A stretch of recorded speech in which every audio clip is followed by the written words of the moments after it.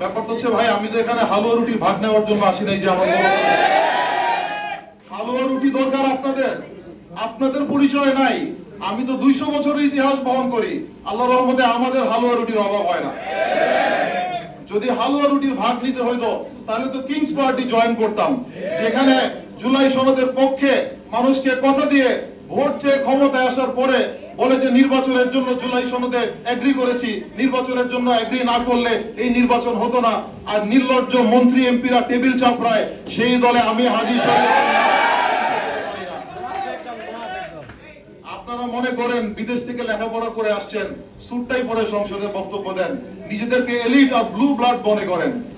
অথচ খোঁজ দিয়ে দেখেন আপনারা এই স্যুটটাই তো গায়ে না পরে মুখে পরা উচিত আপনাদের, যদি লজ্জা থাকে। এই মুখ জনগণকে কিভাবে দেখান যখন আপনাদের পার্লামেন্টের বক্তব্য সারা বাংলাদেশের মানুষ দেখে? আপনাদের বেহায়ত্ব, আপনাদের এথিক্যাল এবং মোরাল ব্যাংকরাপসি যখন এই দেশের মানুষ দেখে, আপনাদের লজ্জা হয় না? তারপরে আপনারা রাস্তায় বের হন আর আপনারা বলেন যে ছোট সংগঠন। আরে ভাই, এটা তো সংগঠনই ছিল না। 2024-এ 4টা ছেলের নামই তো আমরা জানতাম। আজকে তো এনসিপি বললে বাংলাদেশের মানুষ চেনে। আর যদি আল্লাহর রহমত হয় 2031 সালে দেখেন এনসিপি কোথায় যায়।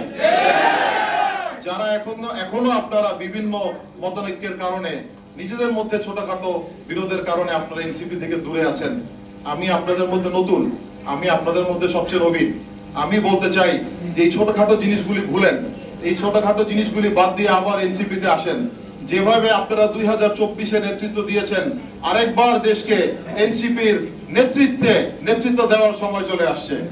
নেতাকে মনে করেন রাজা, আর আপনাদের কর্মীদেরকে মনে করেন প্রজা। আর আপনাদের কর্মীরা আপনাদের ইবাদত করে। আপনারা হ্যাঁ বললে তারা হ্যাঁ বলে, আপনারা না বললে তারা না বলে, আপনারা অন্যের পক্ষে কথা বললে তারা টেবিল চাপড়ায়। এত লেখাপড়া করে এসে ওগুলি সংসদের বাইরে রাখে, গাড়ির সাথে লেখাপড়াগুলি তাদের বিদেশি ডিগ্রিগুলি রেখে সংসদে খালি মাথা নিয়ে ঢুকে। ওখানে আপনাদের নেতা যা বলে তার উপরে তারা টেবিল চাপড়ায়। আল্লাহর রহমতে আমাদের পরিবারতন্ত্র আমাদেরকে এটা শেখায় নাই। আমাদের পরিবারতন্ত্র আমাদেরকে শিখিয়েছে যে হাজী শরিয়তুল্লাহর উত্তরসূরি হওয়ার পরেও আমি এনসিপি একজন কর্মী হয়ে কাজ করার মতো মানসিকতা। আমাদের পরিবারতন্ত্র আমাদেরকে শিখায় যে হাজী শরিয়তুল্লাহ কোনো কিং ছিলেন না। হাজী শরিয়তুল্লাহ এদেশের সাধারণ কৃষক জনগণের নেতা ছিলেন। নেতা আর রাজা হওয়ার মধ্যে পার্থক্য আছে। আমরা কোন নেতার ইত্তেবা করি না, আমরা কোন নেতার ইবাদত করি না তোমাদের মতো। আমরা এই জন্য দল করি যেন যদি আমাদের নেতা বিপথে চলে আমরা যেন সত্য বলে তাকে ফিরে আনতে পারি। আমরা এই জন্য দল করি যদি আমাদের দলে ভুল সিদ্ধান্ত হয় সেখানে যেন আমি ন্যায়ের পক্ষে কথা বলতে পারি, আমি অন্যায়ের বিপক্ষে যেন দাঁড়াতে পারি। আমি মনে করি এনসিপি জয়েন করার পেছনে আমার এটাও একটা কারণ যে যদি এই দলের নেতারা যারা শীর্ষ নেতৃবৃন্দ আছেন, আপনারা যদি অন্যায় করেন আপনাদের সামনে দাঁড়িয়ে কথা বলার মতো সাহস এবং সুযোগ আমি পাবো। এই কারণে আমার এনসিপি করা।